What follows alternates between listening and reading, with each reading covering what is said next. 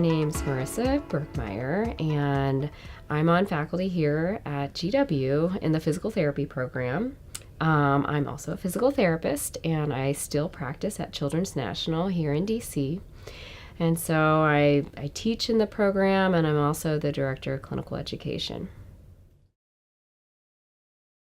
So I got interested in PT not through my own injuries or seeing somebody else injured in going through physical therapy, but I actually was exposed to it through my mom. She is a special ed teacher, and so I would go into school with her on snow days or days off from school, and I would be in her classroom and I would see rehab folks come in and work with the kids in her class. So she taught kids with a lot of high needs. And so that was really my exposure to physical therapy and to rehab in general was in the school setting and for kids.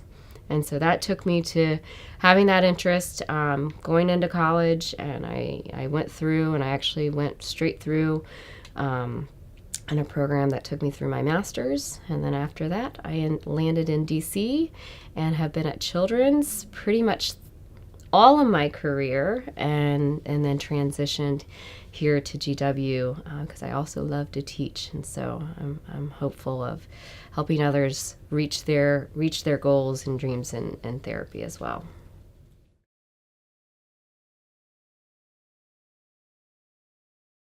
Occupational therapy definitely started, and really started its roots in psychiatry, and really during World War I, helping to identify whether or not soldiers were ready to go to war. For physical therapy, there were also called reconstruction aids, so it had some aspect also tied to wars, but as well as the polio epidemic was something that for sure spurred the profession, and from there really moved forward at looking at the physical health and the movement that we have as individuals, as people. Yeah, I mean, there's rec therapy, so there's therapeutic recreation. Those are therapists that are commonly seen, but not only seen, but commonly seen in rehabilitation hospitals. To work with those that are undergoing rehab after a traumatic injury or a stroke. And then there's also speech therapy. So speech therapists, they are not just looking at to helping people speak and talk, but also about some of the cognitive processes that go on for the communication, and help supporting those be able to communicate with the world, however that is done, whether it's through equipment or any other pieces that will help them be able to engage with the world around them. And art therapy, using art, in regards to helping those be able to connect and get back to what they're doing using different tools and different modalities.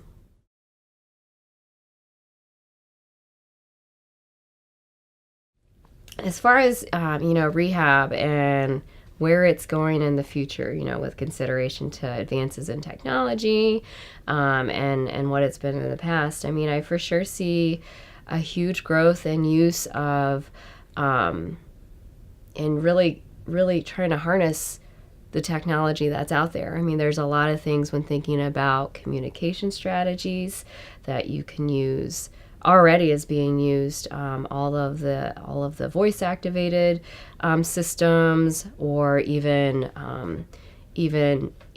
just very very subtle visual gaze to help with communication.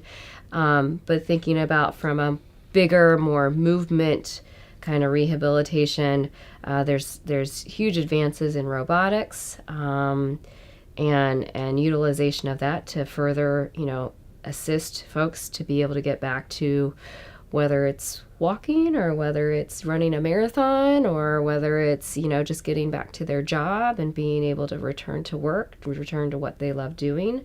There's a lot of technology that can be used for that, and not only technologies but also advances in just healthcare in general, and since there's different ways to help people be healthier and live longer, rehab specialists are going to be needed as folks age and lifespan increases.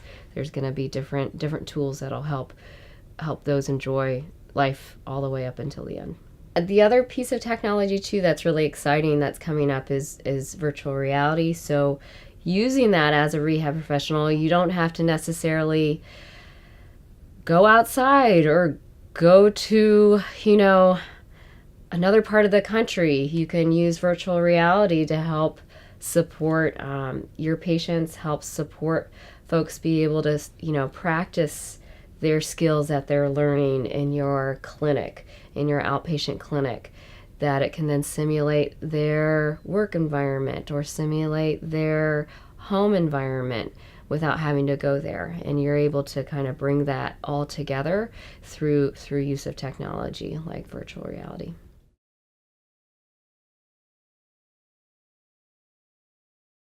I think, as far as being successful as a rehab professional, and that I've seen in my colleagues, folks that I work with, as well as students that are coming through the program, are those that are able to really connect with others. And I think that's what draws a lot of rehab professionals, students to this profession is knowing that the time that you typically get to engage with your patients and developing those relationships, that doesn't mean that you can't develop those relationships in other careers, but you're connecting with them, you're getting to know your patients and your clients as people, because that's the best way to help support them, is you start to know them and what's important to them. It's not what's important to you, but it's what's important to them, and then you're able to come up with strategies to help them achieve those goals.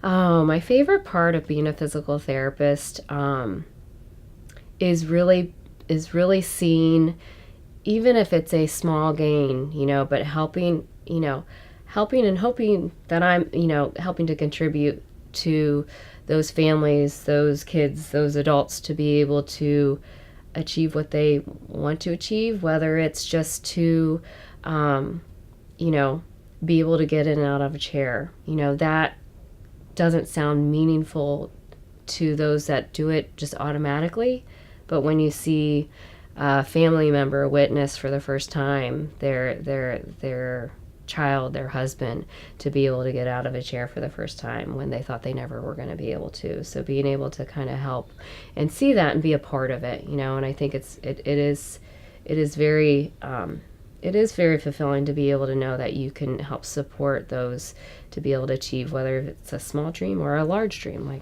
running a marathon or being able to travel across the world again. However small or however big, I think that's one of the things that's really exciting and great about being a rehab professional.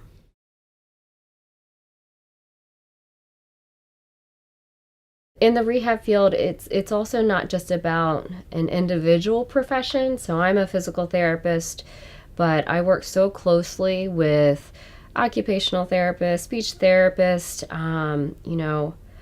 rec therapy. We all work together for the same common goal. And I know that there's things that other professions that see maybe from a different perspective, and being able to work collaboratively so that we each contribute our own strengths, and then also identify what may be a barrier from my own perspective that could be a barrier for that patient to be able to achieve their goals. And so the collaborative nature, not only within the rehab field, but with the whole healthcare team.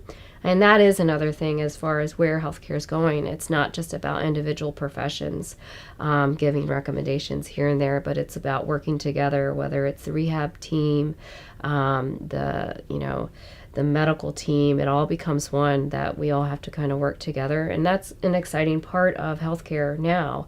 And rehab is a big part of that. And I think rehab has always been steeped in that teamwork. And so it's not as new for rehab professionals to understand how important it is to work as a team.